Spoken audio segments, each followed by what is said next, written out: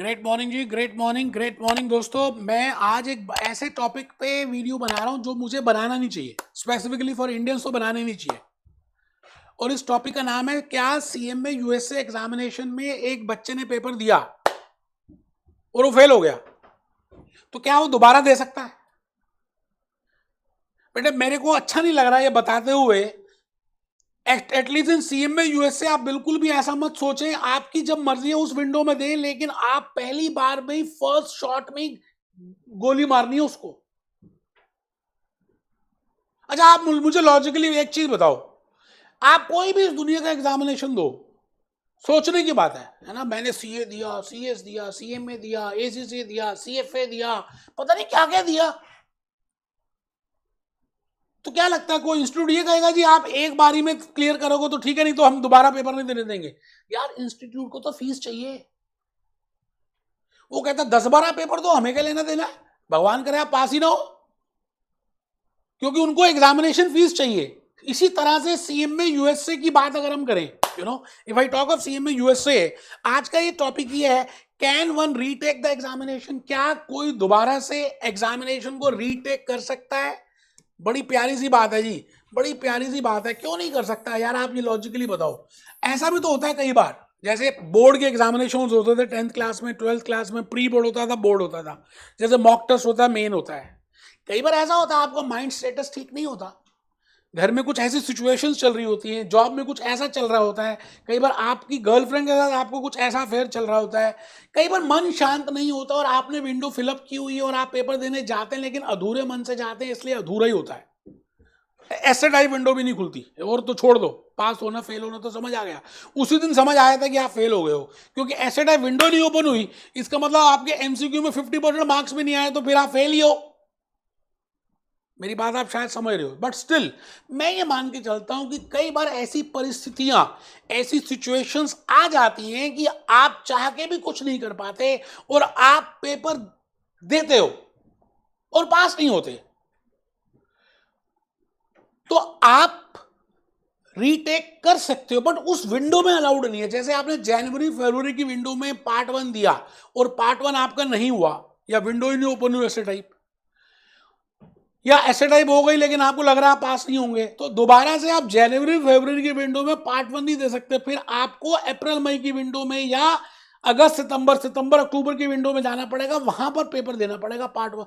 मतलब कहने का है, आप रीटेक दे सकते हो, आप दोबारा पेपर दे सकते हो, आपको दोबारा से एग्जामिनेशन फीस देनी पड़ेगी, वो सारा प्रोसेस अडॉप्ट करना पड़ेगा, आईएमए के ऑनलाइन स्टोर में जाना पड़ेगा, प्रो मैट्रिक में जाकर अपनी सीट बुक करनी पड़ेगी, वो सब है, फीस देनी पड़ेगी।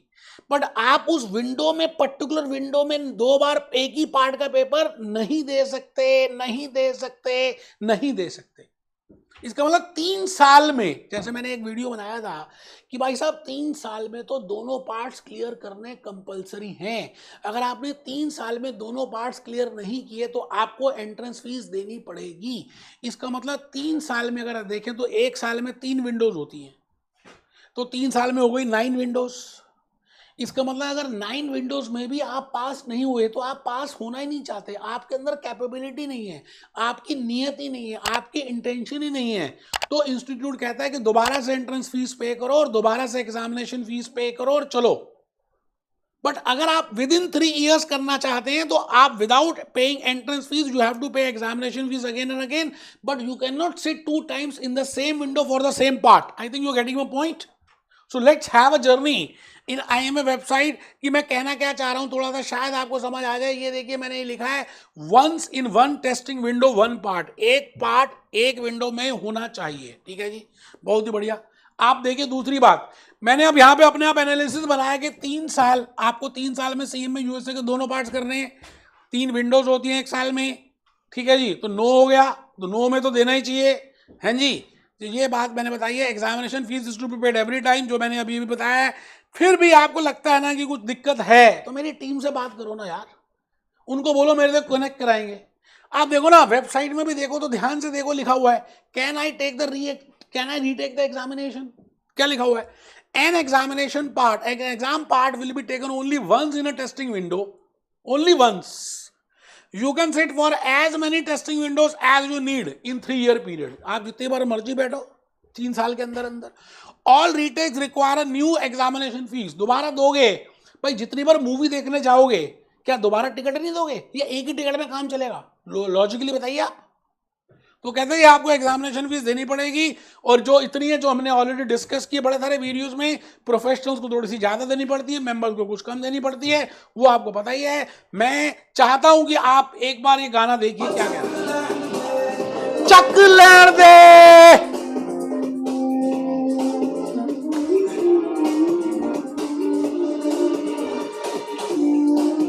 बेटे मुझे ये बड़ा अच्छा लगता है गाना, फट्टे चक लैण दे, सीएमए यूएसए पार्ट 1 पार्ट 2 दे फट्टे चक लैण दे।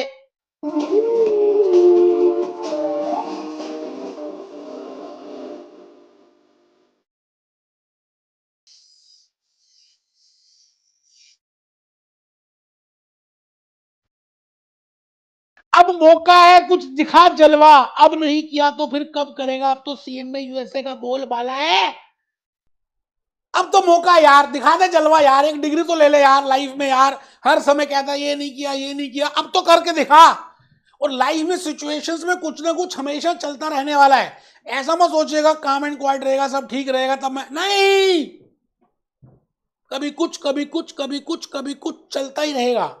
आपके पास अब मौका है, अब आपको थॉट्स आ चुके हैं, अब आपको कॉन्फिडेंस आ चुका है, अब गाड़ी खींच दो। रीटेक की बात ही मत करो। मुझे आज वीडियो बनाया, लेकिन बड़े भारी मन से बनाया मैंने रीटेक वाला। नहीं देना दोबारा से डॉलर्स को बार बार, हमने फिरंगियों को क्यों दे एग्जामिनेशन फीस बार बार? क्यों ना पहली बार तैयारी कर लें? क्यों हम नेगेटिव सोचें? क्यों ना हिम्मत करें?